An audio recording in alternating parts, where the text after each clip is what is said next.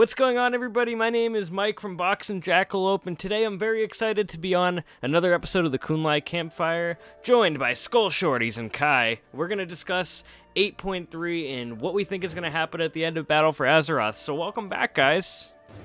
Hey, thank you. Speaking of campfires, I'm gonna go ahead and place a campfire. Yeah, we probably need that. I mean, we're not in Kun-Lai. This is the Mulgore campfire now. Kun-Lai is with us in spirit. Yeah, always. We are the Mulgore campfire now. Pandaria never leaves our hearts. Exactly. So, just to let anybody know that's watching this episode will contain some spoilers from patch 8.2. As of this recording, none of us know what's going to happen at the end of Ajara's Eternal Palace, so all of this speculation is as of the ending of the 8.2 war campaign at Orgrimmar. So, essentially, I guess the topic I want to start with is, do you guys think the last patch is going to be Defense of Thunderbluff, and do you think it's going to be between the three Warbringers, Jaina, Ajara, and Sylvanas? And essentially, like, the Jaina side would be like the Honorable Horde, the Sylvanas side would be like Nathanos, Gallywix, and the Ajara side would be Enzoth and the Black Empire and the Nagas. I think that would make for a killer last raid, but what do you guys think in terms of the forces will be up against, or do you even think that'll be the last patch, or is it a red herring? You want to start on that one? All right, I guess I can with a cat underneath me. Yeah, if I scream "ow" at any moment while I'm talking, that's because a kitten is underneath me and she's very vicious. But anyways, so as far as the defense of Mulgore or the defense of Thunderbluff, I think that's actually going to be patch 8.2.5. Storyline, similar to how the rebellion took place, where we went from Razor Hill and to attacking Orgrimmar and the Barrens and whatnot against the Korkron. Kind of that build up, basically, in that. I don't think that Battle for Azeroth is going to end in the Barrens. I actually think it might end in Nyalotha, or perhaps even in the Wound of Sargeras. Or the Wound of Silithus, I should be saying. I feel like that'd be a good place to end the story, right where we began with, or rather ended with Legion. That would be kind of cool with in Silithus, if like Cthulhu or Cthulhu's, like I always forget how to say his name, but that would Cthulhu. be that would be cool if that's what ends up destroying the sword. He just pops out or something. I don't know. I mean, just have Cthulhu just like pop out and like wield the sword. All his like tentacles. Like, just have Cthulhu pop out where like the big circle is. Like he's like splatters his eyeball out of it, and he's just like an old guy inside of a sword. That's the raid encounter. That would be hell of a plot twist. I mean, could that be potentially what Xalatath was going to do? I have no idea where she is. Xalatath's in like space or something. I don't know. I don't know if Cthulhu is still even alive, because I feel like Sargeras might have killed him or destroyed his remnant of his body. I don't know. But I don't think it's going to be an all-out battle between Ajara, Sylvanas, and the Alliance and Horde. I think it's going to be kind of how like Siege of Orgrimmar started out, where we start the encounter with fighting Sylvanas and her horde, her corrupt horde. The Alliance and Horde are banding together against her as she's doing malicious activities. And then near the middle of the raid, N'Zoth shows up. He finally breaks out of his prison. He's above the sky doing something. And he sends his Akir, his I don't know about Manted, but that'd be pretty cool. His version of it, essentially. I mean, basically his Naga, I'd imagine, or whatever new minion that N'Zoth has. And we have to kind of turn away from fighting each other and fight N'Zoth. I know a lot of people. I know that like Talias and Evertail, they speculate that Battle for Azeroth will end in Stormwind, where the Alliance and Horde will kind of fight in there, and then N'Zoth shows up. Maybe something like that might happen. Like, you know, the Horde are protecting the Alliance, and you know Sylvanas is invading, and then N'Zoth shows up. It's really hard to say like how this whole expansion is going to end. I still like the idea of Nyalotha coming into the picture. I do too. I almost think they could. I don't want to say use something like that for its own expansion, but I feel like that could be something we go to down the line a little bit after Battle for Azeroth. one of the reasons I think it's gonna be an all-out war between the three factions is just the title of the expansion, right? Battle for Azeroth. I mean, to me, that's been the whole theme of the expansion in a way. That's the only reason why I think it's gotta be between the three Warbringers. I like that idea, though, Skull, a lot. Yeah, I think. I mean, it feels pretty certain that there's. I think it'll just be a war front in Morgor, but just for more than the stuff that was in the beta, which that's not really a spoiler. But would that be like Horde versus Horde or Horde versus Alliance? Like, how would that work?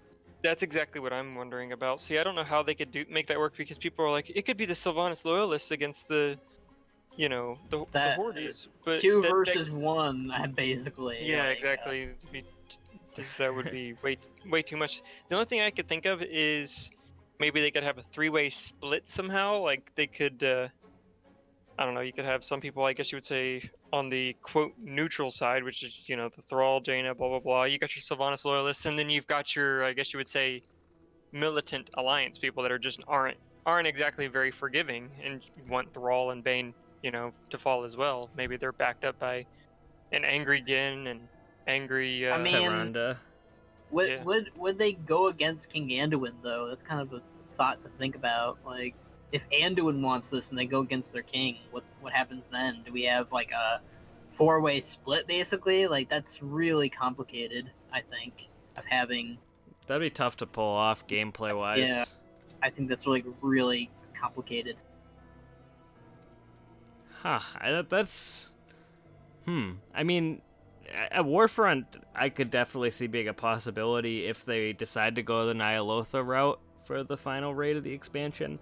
I think Azshara is going to make it out of the whole expansion. I think Enzoth isn't. I think Enzoth is going to bite the dust at the end. I think N'Zoth is going to either be in prison again, or he will meet his end, and he might be the first actual old god to die, because, like, Blizzard's kind of like iffy about whether or not Yogg-Saron and Cthulhu are truly dead. Like they said, they're out of commission right now, but they can change their mind. Like, I think that'd be very interesting to kind of have a Yashiraj incident with N'Zoth. That's what I was thinking a little bit, where we almost have a second Cataclysm through Pandaria. You know what I mean? Like the way Pandaria went down when, oh my gosh, Yashiraj died. Have like the seas be poisoned with N'Zoth's blood or something. I don't know. Like, there's so I don't know. Like, I think it'd be really cool if N'Zoth's like death or return marks the return of the Black Empire. Either way, and then that's the next expansion, the Black Empire, with the rebirth of Yogg-Saron or something, or Yashiraj. Oh my god, that would be badass. The cool thing I would like about that too, the message that would drive through at the end, like say we kill Enzoth and we just barely do it, and it drives home the point that the Horde and Alliance need to work together rather than fight each other if they're gonna survive and, essentially save Azeroth from dying. Yeah. That would push that narrative home a lot more than us continuing to fight. And if there's been some quote unquote leaks online. I don't really know how true any of them are. But, like, there's rumors going around that they're going to abolish the faction system. I think narratively it would be kind of awkward, but I could definitely see them allowing us to group with Alliance players to maybe do instances or something. Getting rid of the separate factions, though, I don't know how I feel about that, like, overall, because I feel like it should be a pretty important choice that you make, story-wise, anyway. Now, on that, I think they can still have the factions exist for, I guess you would say, the example I just gave of the possible Warfront. You could still have, like, I guess you would say, Alliance and Horde loyalists that aren't exactly keen on things being peaceful between the Alliance and Horde, and maybe they could have things work out that way. I've always said in the past how cool it would be if they made battlegrounds like surrounding minor reps in the game instead. Like, I always use the same example, but the Aldor versus Scryers thing, like back in BC, you had to choose between the Aldor versus Scryers. What if, there were BGs or like world PvP objectives based on that choice? What if in Shadow Moon Valley you had to capture objectives depending on which side you chose? Right. And you would have people of all races, Horde or Alliance, on your side and against you. See, I would say that they could still use that scheme and incorporate the Alliance versus Horde thing along with that. That's just me. That's just a small idea. Like, if they were to abolish the faction system, at least in the extent that it limits you from being able to, I guess, interact with people from the opposite faction. You know, invite them to group, go to raids with them, etc. But I would say world PvP would be the most interesting thing out of that, because I'm pretty sure that would just mean everybody's hostile. It doesn't matter the faction. Everybody's hostile unless they're in party or raid group or something. I think that'd be pretty fun. The next Apocalypse of Azeroth. That'll be the next expansion. Then you get it's like, ironically, peace on Azeroth is what brought war. Everybody's killing each other. It'll be like the intro to Fallout 3. It'll be like, I don't want to set the world. Everything looks like Mechagon. Oh, God. Oh, no. Pretty much. There's the ending of Battle for Azeroth. There's so many different ways that can go. I mean, allied races, too. Like, how many races that we've met throughout the expansion, like, do you guys think are going to join? Like, I think Mechanomes and Volpera are all but confirmed right now. Gill Goblins are something I would personally really like. I really, really like them in Nazjatar, and I think they'd be a great addition to the Horde. And I also noticed during one of my adventures with one of the Gill Goblins, I forget his name, but he had mentioned, he was just talking about the Horde in general, saying that they feel like they could fit right in. So Blizzard, please, let's add those in. Yeah. Go ahead. I didn't get to say my piece on the Horde and Alliance thing. Oh shoot, I'm sorry, Skull. Yeah, that's why I'm saying something now. But as far as I think what they're going to do with the Horde and the Alliance in the future, I think that they're just going to go back to how things were in Wrath and Burning Crusade. Not like a big change, but definitely like a change, definitely in the story of acknowledging, like, hey, we worked together to bring an end to Sylvanas or N'Zoth or something. And like basically how things were when we defeated Mount Hyjal. Like Archimonde and whatnot. I think they would kind of go back to that, where like 4 years of peace between the Alliance and Horde and them working together, but having like small skirmishes here and there, kind of like the Dalen incident, lore-wise, like in zones or something. I just don't think that they're gonna like bring an end to the Horde and the Alliance, because they're really big parts of the game, and I think that's a really part of people's identities too. And I think like breaking those apart and just, you know, making people like, oh, you're just in the name a part of the Horde, but you can group with the Alliance. Like, I think it'd be cool to have that, to group with the Alliance, but I don't think they're gonna like remove both factions and just make them one big faction. I think that they're not gonna do that at all. That would destroy a lot of, I think, the player identity, like what you chose. Like, yeah, like for instance, like I chose to be a Huaujin Pandaren. I don't have the same ideals as the Alliance Pandaren. So if they got rid of the factions, what would really feel like the difference between the two, like at the end of their starting zone, like which side you picked? You look good in red. That is true. Yeah. I just say I look good in red, man. See, for those watching, if you look at my Pandaren and Kai's Pandaren, don't you want to play a Pandaren warrior? It's the only choice. It is. It's the best choice. Or you could play an orc, you know. You could do that, but you could also be a Pandaren. You think you want to do that, but you don't. You want to. Yeah, exactly. You think you do, but you don't. You want to play a Pandaren of the Master Race. That bouncy racial has made Nazjatar a whole lot easier for me when I jump off those ledges. Well, the thing is, I have Heroic Leap, and I also bring Goblin Gliders everywhere I go, so it actually hasn't been too much of an issue. But there are times that fluffy racial, or bouncy racial, I always call it fluffy jokingly, but I mean, if you're a hunter, you can just kind of disengage, or you can use a slow fall pet. I mean, well, I main a shaman, so I don't really. Ever since they got rid of Gust of Wind, which I'm still crying about. Who plays a shaman anymore?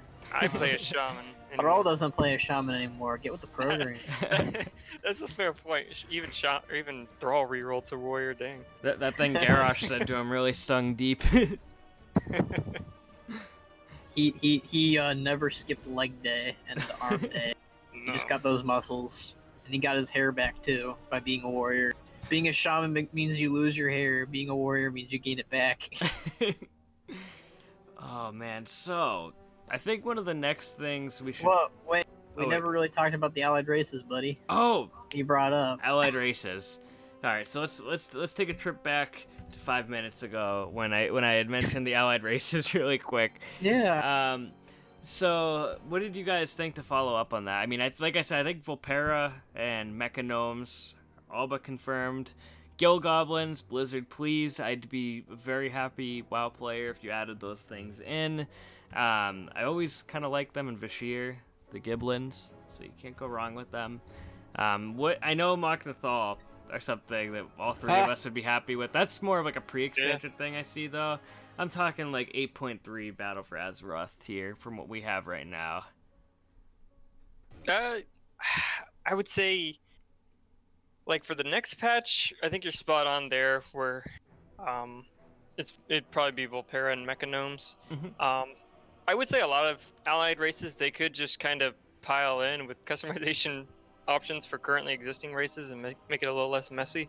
But I mean, not every single allied race though, but yeah. some of them. Like, I still argue that like the race like the Lightforged Draenei, that should have just been a cosmetic thing. Oh, for sure. And then you have the Mag'har Orcs. I was arguing that the Mag'har Orcs should have just been a skin option for a while now. Yeah, oh man, they should have been a skin option from vanilla, I swear. Right. Well, at least since Burning Crusade or Wrath or something. Like, Cataclysm, they added in all those new hairstyles. That would have been the perfect time to be like, hey, Garrosh brought in all these Mag'har Orcs from the Cataclysm. Here you go. Here's the option to be a Dragonmaw Orc or a brown skin Orc. Like, I still, you know how fond I am about Mok'Nathal, they would have been way cooler than the Mag'har Orcs. Oh, yeah, 100%. Yeah, I agree. Like, I love the Mag'har Orcs, but I'm not too crazy about them in comparison to my love for Rexxar and his clan.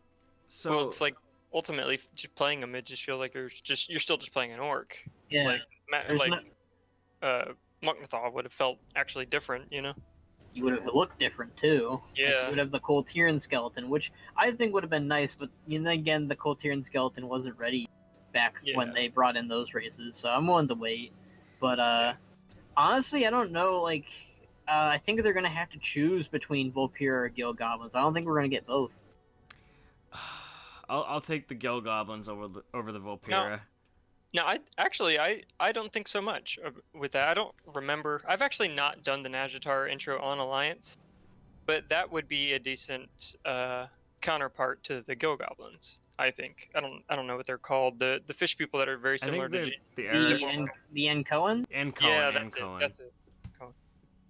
I think they'd be a pretty cool option, honestly, for Alliance. I feel like it would be cool, but they don't have female Jinyu yet, and also I'd argue that the Encoan are very possible because they have the Night Elf skeleton, like the Jinyu do, and that's a very good thing for any allied race. If the allied race has a skeleton similar to existing races, like I've argued with the Mok'Nathal, they have the same Kul Tiran skeleton. The Gill Goblins and Volpera obviously have the Goblin skeletons. And both of them have male and female, which is really, really good things. But I think the Volpera are easier right now because you can wear existing armor in the game while Gill Goblins can't just yet. Although to argue with the Gill Goblins, I think they might be saving a new model for them using the new Goblin textures that we're beginning in 8.2.5 for the new models they're going to have for Worgen and Goblins. So I feel like it's really hard for Blizzard because I feel like since the Goblin and the Volpera share a skeleton, either A, they'll make the Volpera the first neutral allied race. Oh. Or B, they're just going to have to choose between Volpera or Gill Goblins for now. With the way the narrative's going, too, a neutral allied race wouldn't be out of the question either. I mean, I'd be okay with it. I'd have no problem with that. You know how I said in my allied race video very, very long time ago, man, my brain just broke. I had this whole thing I was gonna say. I said in the video that G Firepaw should recruit the Volpera since Gallywix had like no interest in recruiting any allied races at the time back then. So maybe we'll get the Pandaren to recruit the Volpera. on both sides. Like the Twaushi can recruit the pirate Pandaren, the pirate Volpira, and the Horde can recruit the ones in Voldoon. I'm cool with that. I'd still prefer that they recruit the genuine Hosen, but I guess it's not terrible. The problem with the Hosen is their structure, and they're not a race that can wear current.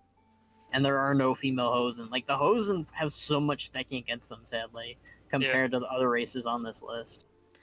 Yeah, I know. I wish they could work. Like, my ideal races right now as allied races are Broken, Mok'Nathal, Volpira, Junker Gnomes, the Encoen, and Gil Goblins. I don't know if I said Gil Goblins or not, but those are the only other races I can think of right now. Because I can see Wildhammer just being customization as an option. I'll say this one for Jackie, Sethrak. Yeah, there's Sethrak. Sethrak would be neat. We can only hope someday. I mean, I'm pretty much exclusively a Pandaren player, but I mean, I think really just they could go ham with them by now. Like, I think this expansion kind of opened up the floodgates with possibilities of allied races. Yeah. You really can just throw any old race in there now. I think the biggest issue before with introducing new races is they worried so much about, racial imbalance, and then of course you had to design starting zones, you had to give them their own personal stories. Well, now, I mean, if you make the end game content surrounding that race, you don't need starting zones and stuff. You can just start them off at level 20, be like, hey, here's your faction, go do stuff. Yep. And especially with the likeliness of them revamping the old world soon, they can make it even easier to introduce them into the storyline. And the level squish. What they plan on doing. Oh man, I'm excited for that if that goes through. I don't know if I'm gonna be excited for it, but I'm interested in it. I think I'll just be indifferent, to be honest. Like, smaller numbers are nice, but I mean, I worked hard for this level. It's like, I don't know if I want to see it go by. I think a lot of it has to do with just easier to look at numbers, and on top of that, the fact that at this point you level up, it's like, okay, you got another level, and several levels later you'll get an ability. They kind of want levels to feel meaningful again. Right. Yeah, that makes sense. Anyways, so here's the thing I think we should talk about next, because we all love the Banshee Queen more than anybody. Oh, yeah. I think we should talk about the fate of Sylvanas Windrunner. Whether she's going to get booted from War Chief, which I think is obvious, and where she's going to go after that. I know we've kind of talked about it before. What do we think her endgame plan is with Xal'atath? In all honesty, and I just want to clear something up for people that might be watching, none of us hate Sylvanas. She's a very interesting character, so please understand when we talk about her, it's not in like a, wow, this character sucks way. Like, we really do like Sylvanas Windrunner. I think she's very interesting in the storyline still, but I do think she's evil, and that's something that people just embrace it. Embrace the evil. Exactly. Embrace. You know how you embraced Arthas as the Lich King as evil? Just embrace the same thing with Sylvanas. It works. Pretty much. Unless at the end of this expansion they prove us wrong and like, oh, Sylvanas is a good guy, guys. She just was really dark, like Illidan. But even then, like, if your character has no idea about that, like, you'd have to have meta knowledge at that point. Like, if your character's playing along with her at this point, they're evil. That's just what it is. Or unless they're completely naive enough to believe, oh, she's got to be doing all this for... Unless their point of view is like, well, got to be loyal to the War Chief till the end. Like, but those people probably would have died off with Garrosh, to be honest. what I found weird about Sylvanas was a bit of dialogue Lorthamar had in Nazjatar about her, when he says that as long as Sylvanas stirs the hearts of the people, we can't stop this war. Like, I have to wonder how many Horde citizens really like Sylvanas. Like, are we the odd man out in the storyline? Because honestly, in the last raid, like, say we do side with like Thrall and Jaina, I would hate to fight just regular members of the Horde that are like brainwashed by her. That would make it pretty tragic. Well, it almost feels like they might have to go that way, if only just because they're trying to actively or well, I can't say they're trying to actively, but they might want to actively, kind of avoiding the story becoming a bit too much like Dark Spirit Pandaria. Valley because of the fact that so many people bash on it, which I loved that storyline and I would not mind a part 2, but I know a lot of people criticize this expansion for that. It just feels, everybody says it's Garrosh 2.0, and Mhm. a lot of people don't like that. I feel like it's a little bit more than just Garrosh 2.0, but Me too. I think Same. that using the Underhold scenario as an example, you see goblin workers that are, studying Azurite for war and profit and yada yada, and you got Dark Rangers, and then you got some orcs in there. I want to say very few orcs, not a lot of them are involved, but some of them are like, oh, Sarfang, Thrall, how dare you oppose Sylvanas? Like, Yeah. there is still that inkling of Garrosh mentality left that, oh, she's our war chief, we gotta work for her.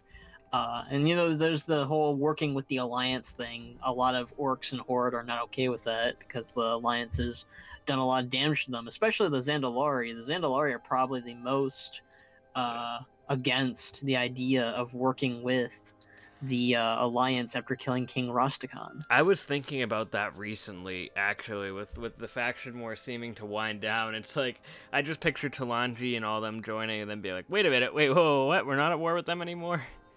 We're supposed to be friends with Jaina Proudmoore after she murdered our king? Yeah, that's the reason why I think a lot of this is going to have to do with, like, you're going to have lingering wounds. Oh yeah, it's not just like, gonna go. It's just not gonna go away. Yeah, it's not going to be like, Walt Disney presents World of Warcraft. It's not going to be like everybody's peaceful and we're all going to go make out in Mulgore with the sun or the moon in the background and stuff. It's gonna look a bit, I don't want to say, it's gonna seem kind of starry-eyed at first, with, you got Thrall and Jaina and Sarfang and Bane, like, they're all setting aside their differences, but just because you're not seeing the background characters just doesn't mean they're not there. Right. But, you got the whole thing with Tyrande going on too. Yeah. Teldrassil's vengeance, and you have. I did the Alliance one recently on my gnome, and the Chandra's Feathermoon, when she hears about how Thrall and Sarfang helped free Thrall, and Jaina was like, "Yeah, they helped me," and like Chandra's was like, "You should have been wary about that. They probably could have presented your head to the war chief to regain their favor." And Jaina talks about how we need to work together against Ajara. And not deal with fighting each other on this continent. And Chandra says, we need to get vengeance for Totoso, but if Ajara's master gets free, it won't be for nothing, basically. Yeah. So you have that mentality still that, yeah, we can work together for now, but Totoso needs to get avenged, basically. And I think that might be pushed through with Sylvanas, or it'll be an aftermath thing with Tyrande in the next expansion. And maybe we'll have that with Talanji being the main opposition of being with peace with the Alliance. And then we have to kind of back, as her allies, we'd have to back her too. Maybe, yeah. I mean, she is the equal of the war chief rather than being the subdued by it. That gives a lot of reasoning as to why Talanji doesn't have to obey whoever is the next war chief. Right. Like, she could just be like, no, they killed our king. I am not going to make peace with them. That's not yet, not now. And that's her father too, so she has a lot of reason to be out for vengeance. I mean, like, if Anduin put himself in the shoes and it was like Varian got killed by Sylvanas, what would Anduin have done? I think Anduin's going to be thinking about that. That'd be a good book. That'd be a really good book if you have to have with the aftermath of the Horde and the Alliance after Battle for Azeroth. But on to the question, because we've been avoiding that with Sylvanas' fate. I personally think she's going to get away and she's going to basically drop the title of War Chief altogether and leave the Horde to deal with their own problems and take her most loyal with her. And maybe Nathanos is the one that takes her place as getting killed by the team of the Alliance and the Horde against him. Mm-hmm. And you kind of have the remnants of the Forsaken going like, what do we do now? Like, we don't have a Banshee Queen now. We don't have a War Chief. Like, maybe someday Sylvanas will return. And they could either, go with, like, Sylvanas is gone for a couple of years and then comes back with some new plot. or they could have her carry the next expansion with like the Lich King or something. But I think she's gonna get away. They've already stated that she's not gonna get imprisoned, so it's either she gets away or she gets killed. Which I don't think they're gonna kill her. No, she has too many fans for that. I think. I think there's still story left to be told with Sylvanas as of right now. I agree with you. I think at the end of the raid she's gonna get away. And it's funny you bring up Nathanos, because I was gonna suggest that he is actually going to be one of the bosses in the last raid and get killed off at this point. I have seen no sign of redemption for this guy. I see people, like you were talking a little bit about it before, but I see people talking about like, oh, he's going to take over the Forsaken. I don't want him to take over the Forsaken. I think he's an asshole, and I don't know, just throughout the expansion, it's like he's like the comparison. He's like that bully kid that you're forced to work with in class to finish a project or something. Like, he's the yes man to the bitch of a teacher, basically. Exactly. Yeah. And that's what I don't hate him as a character. He's one of those characters that I love to hate. However, I don't think he's good as the face of the Horde. I'm more towards the side of I like the traditional Horde character, like you were saying, like Rexxar, Sarfang, Thrall, Eitrigg, you know what I mean? Like people like that. I think like there are inklings here and there of Nathanos showing doubt to Sylvanas, but right now you have him like smiling at the idea of Nazjatar beaming up laser beams and dragging him and the Horde down, because Sylvanas probably fed him some information like, yes, this is exactly how he wants it to go, just like Sylvanas told him. They could have had him like look in horror or something, kind of show signs of doubt in that cinematic, but no. And the whole thing with him and Xal'atath, I still think that what's going to happen maybe is the whole thing with Xal'atath is maybe instead of N'Zoth getting free, and this is spoilers for the end of 8.2, when you fight Ajara, so N'Zoth is going to be freed, and Lorthamar Theron and Jaina Proudmoore cement that after the raid that N'Zoth is going to be free and there's not much we can do now. Doesn't really talk much about Ajara, but I have this feeling in my gut the way that they're going to take care of Ajara, and I made this in a video, that Xal'atath is going to be used to absorb something, and I think it's going to be used to absorb Ajara.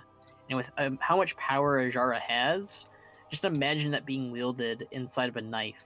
And you could, one day maybe free Ajara, and she could be a villain again, or she could be an anti-hero or something. But I think that's a really good way to keep her in the story, but also contain her somehow without killing her. And I guess rewarding players who work through the raid to feel like they have, you know what I mean? Yeah, like, the problem I had with the Zara lore was you fought Jaina Proudmoore, but she gets away, and unlike Garrosh, he gets away in the raid too, but, like, when you confront him, he has, like, all these bandages and wounds on his model, and his tusks of Manoroth are taken by somebody else. Like, Garrosh looks like he got the shit beat out of him, basically. Right. Meanwhile, Jaina looks basically the same. Like, it would have been cool to kind of give Jaina an eye patch. Like, I don't want to, like... I like Jaina enough now for her not to be in harm and, like, have bruises and stuff, but, like, we barely have any characters wearing eye patches. I know, me saying that of all people who has an eye patch on his character, but I just think it'd be really neat, like, showing the wounds on Jaina after the raid. But anyways, I think that really hurt some people where, like, you didn't get to kill the final boss. The Alliance got to kill King Rosticon. For them, that was their final boss. But for us, the Horde, we didn't get to really kill Mekatork. We didn't really get to kill Jaina. And with Ajara, I feel like it might be the same, because she currently doesn't have a death animation in the model viewer. Yeah. So... just a lot of skirmishes going on. Like, a lot of throwing fists, but not really sealing the deal. Which would mean essentially something does have to happen to her in the cutscene if there's no animation. So that's actually I like that theory. And you also, if you pay attention to what Nathanos is doing, he actually leaves Nazjatar and goes through the water with Xal'atath in hand.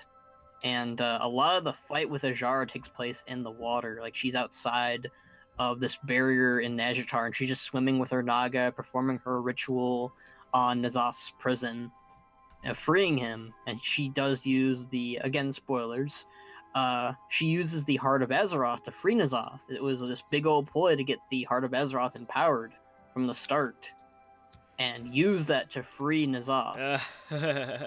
My whole theory is, and I'm just gonna simplify this up, like, I think the whole purpose with Nathanos and Sylvanas, I think the discrete plan going on here genuinely is Nathanos is there with the blade because at the end of the raid, after they release N'Zoth, they're gonna try to seal him up inside it.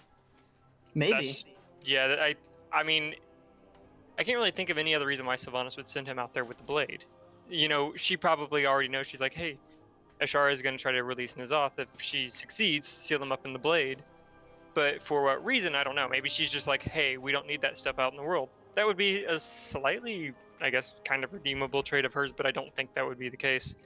I mean, it'd be a great way to be like, hey, I have N'Zoth's power under my fingertip. Alliance, you better behave, or I'm gonna nuke your cities with N'Zoth's power, basically. Yeah, and right now, I mean, the Horde would have that kind of desperation with, I mean, that would be like a terrifying way of ensuring that Sylvanas remains as war chief. Like, she has an old god pet.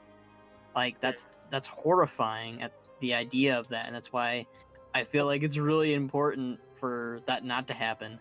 I feel like it'd be really cool though if Nathanos shows up with Xal'atath and absorbs Ajara, and like gets away with her, and uses that dagger, because like Ajara is like one of the most powerful mages in all of Azeroth. So even without N'Zoth and the dagger, or Xal'atath and the dagger, it'd be a great trade. The only thing I can't really figure out with it is at the end of, I forget the name of the raid suddenly, the one that leads you to get the dagger if you're Horde. Crucible of Storms? Yeah, thank you. Why N'Zoth would, I guess, whatever entices you to take that blade to Sylvanas if you're the Horde character. Like, why he would let that happen, I guess, for lack of a better way to put it. If ultimately that was her plan, was to lock him up inside of it, I don't really know why he'd allow her to get the blade unless he's in on something. So I don't. That's where I kind of have doubts with my own theory there. Maybe. Well, I said Ajara, not N'Zoth, in my theory. Oh no, I was. But okay. But I think that N'Zoth may be making Sylvanas overestimate the dagger, maybe, because Xal'atath, we're not really ever told specifically if she was ever like a minor old god or a piece of an old god. Like, there was speculation that Xal'atath was actually a piece of Yasharaj that gained sentience, or is basically Yasharaj's leftovers. And she chooses the form of a female because that's more alluring. That's an easier way to get people on your side. Like clearly shown with Ajara and Sylvanas. Those are some really good examples. But I think that Xal'atath ultimately, like, again, if they do go with the Ajara route, N'Zoth does not like Ajara. I think that the way Ajara has been treating N'Zoth, coding him, coaxing him about how much he needs her to do what he needs to do. For one, don't trust an old god, folks. That's point proven with Xal'atath. Ajara has put way too much faith in 10,000 years with N'Zoth. It's maybe done her a few favors, like not dying, but that's honestly just, delaying it, I think. I personally think it'd be very fitting for N'Zoth to be, like, laughing at Ajara for being in her own prison inside the dagger, because that'd be super ironic. Because you have Ajara mocking N'Zoth at the start of this new cinematic about how he's trapped in his prison, he can't do anything, he's nothing without her. Now it'd be the turn of the tables, where N'Zoth is out and Ajara is in her own prison now, and she's powerless, basically. Yeah, or he could try to steal her vanity, like steal her corporeal form, and now she's a amorphous blob. I don't know. That would be N'Zoth in Ajara's body. That's someone's. He'll turn Ajara into Lady Ashvane. Oh god. Oh man. I think that's a little too far for even N'Zoth. She Come on, wouldn't guys. look at her reflection all too much anymore. Has science gone too far? It's a cutscene, and it's like Oh, you no. can't see anything. Ajara looks down at her hands. She doesn't know what she looks like. She looks up at a mirror, notices her hair is bald. What's that? She's Manta Ray Flame Fist from Battle of Dazarlar. Oh no. I feel like you're gonna make all the Ajara fans angry, Box. Come on. No, I know. I'm sorry, I had I to. knew Manta Roy was gonna show up somewhere. Why? Poor guy, he did nothing wrong. Yeah, I really care about this random cool Tyrion dude. Hey, he was a raid boss. Hey, he was a Let the Jade meme- Fire Master Skull. Let the Yeah. meme die. You can't let exactly, you can't let Manta Ray die. Come on, I don't know if I was going with that one. But at the same time with Ajara, I kind of hoping she gets Gul'dan and she gets away, and she's like a pivotal character in the Black Empire expansion. Like, we're all expecting N'Zoth and people to betray Ajara, but like, what if like he actually stays to his word? Like, that'd be more shocking than him betraying her, I think. Yeah, that would be. I mean, the betrayal would be kind of expected. Right? We're all expecting it, and then Blizzard pulls out, "Hey, N'Zoth saves Ajara instead." Right. Because I don't expect it, but it would be very interesting if they pulled that out of their Blizzard head. Oh, I do wonder if N'Zoth is another route that they might be going with how, the whole Sylvanas thing is. Everybody can't quite figure out what making Sylvanas his new Ashara, I guess, so to say. Like, I don't want to say a protege, but I don't know. I jokingly said that they're gonna make Ajara the first undead Naga, and she's gonna be the new leader of the Forsaken. Oh Man. gosh, I think that would Anything's piss off a lot of people. At this point, man, anything is possible. That is true. And I could just see the amount of Alliance fans angry over that. You know how angry they were over Totasil? Well, now they're now the Forsaken Queen is not Lady Ajara. Dang it, Box got me doing that. See, now. isn't that what happens? I know she's Queen Ajara, and I always call her Lady Ajara for some reason. Because I think of Lady Vosh, and then I'm about to say Lady Vosh, but then I realize I'm about to say right? Ajara. But I think that would make many Alliance and Night Elf fans very upset if the Horde got Ajara as a racial leader. Or as a continued leader, I should say, at all. Oh my gosh, there's a lot to cover with 8-3. Another character too, I was thinking about. I actually think with Mechagon and Gazlo's development, I could see Trade Prince Gallywix being one of Sylvanas' cronies that we just kill off at this point. And I know we were talking about this before, but like you were saying, Skull, he's an interesting character, and I would miss his antics and just like his character in general. However, I think Gazlo has shown that he'd be a much better leader than Gallywix to the Bilgewater Cartel. I mean, yeah, Mechagon really pushes Gazlo as a really positive and friendly leader. I mean, I did the Alliance version of the thing, and Overspark says the same thing, like, we'll give, condolences to their families, but Overspark is portrayed on the Horde side as a big jerk. Meanwhile, on Alliance side, you don't really get to see Gazlo's positive side. Mm-hmm. I mean, as far as a Horde player goes, Gazlo would be a much better Goblin leader who's much friendlier, much nicer to everyone, and also he has such a nice track record with the Horde. He helped build Orgrimmar. He was your garrison architect. Mm-hmm. He's there with you in Mechagon. Right. It just really works for him in his favor. I think the only issue he has is that he is not a Bilgewater Goblin. He is he's Steamweedle, and he's like the Lord of Ratchet or the Baron of Ratchet. Mm-hmm. But he's just been always a Horde-centric character, and I think it'd be good to have him as the Trade Prince. I would second that. I've always thought Gallywix was kind of an interesting pick from the start, so I've always thought his replacement kind of needed to come at some point. I think you were saying it'd be kind of interesting if he like lost everything, essentially all of his riches. That would be even more degrading than killing him off. You basically, being a trade prince is you make the most profit and you have the most profit and you're the most successful at making profit. Well, Gazlo comes around, has better ways of making profit, is friendly to everybody, and now Gallowix is stripped of all of his riches. That's worse fate than death for him. Yeah, I think that would be something I'd be a little bit happier with, because again, I wouldn't want him out of the storyline completely, but yeah. So, do you guys have anything else you'd like to add about patch 8.3? Because we're at around 50 minutes right now, so I think it'd be good to maybe start winding things down. But if you have anything else you want to talk about, not really. I mean, I think we covered a lot of it. I think I mean there's a lot. I mean, this patch is going to be huge. Yeah. In my opinion, this is something I've been talking to Skull a lot. I was like, I really can't wait for, one, the ending cinematic for 8.2, but 8.3 I think is going to be really, really, really, really exciting, and I can't wait for some information to come out on it. And also, we have the next expansion around the corner, so it's going to be an exciting year for World of Warcraft. I think things are going to be looking up from here, with one, again, more content and a new patch, Classic coming out, and then the new expansion. Don't forget Warcraft 3 Reforged. I always forget Reforged. I always forget Reforged.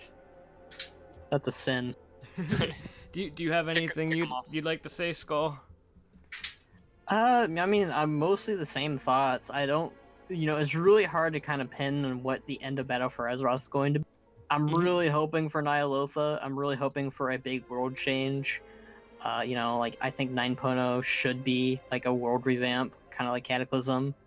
But to a lesser extent, because that's a lot of resources to do the full world. I think it'd be really great for them to do a patch per continent. So like on Kalimdor, complete world revamp for Kalimdor, that's patch 9.0. Then you go to Eastern Kingdoms, that's patch 9.1. Then you go around the world, like Northrend, Pandaria, Broken Isles. I don't know about if they would update Zandalar and Kul Tiras. That's kind of, I don't think that they need to update those two zones. Like, they could just kind of have people like, show up and like, hey, here's some relevancy. Like, they did a really good job at showing Legion characters and Legion lore characters in Battle for Azeroth, and I think they're going to continue that trend going forward. Maybe we'll see more Rexar in 9.0. Wink, wink. We can only hope. I want to see Khadgar come back. Maybe. Me too, man. Imagine if he comes back in 8.3 now. That would be a plot twist. I mean, let's have Medivh and Khadgar both come back. I mean, Medivh was kind of foreshadowed in Legion to maybe make a return, maybe. Hell, Khadgar could technically come back in 8.3 if Enzoth is released, because he was looking for a way to get rid of the sword, I believe, in Karazhan, so... Let's use Xal'atath to remove the sword. Bam. Hey, there we go. I know. We tried it, I think. We tried that, but last time it just had Xal'atath in it. Let's try it with, Adara and Azoth. It pissed her off, too, I remember. She didn't care for it too much. But anyway, guys, so I guess all I can say is thank you guys very much for your continued support. Thank you two both for being on again. I really appreciate it. This podcast would not happen without you two. So, Heck yeah. Hell yeah. Glad to be here. All right, everybody. We will see you in patch 8.2, and we'll see you next time.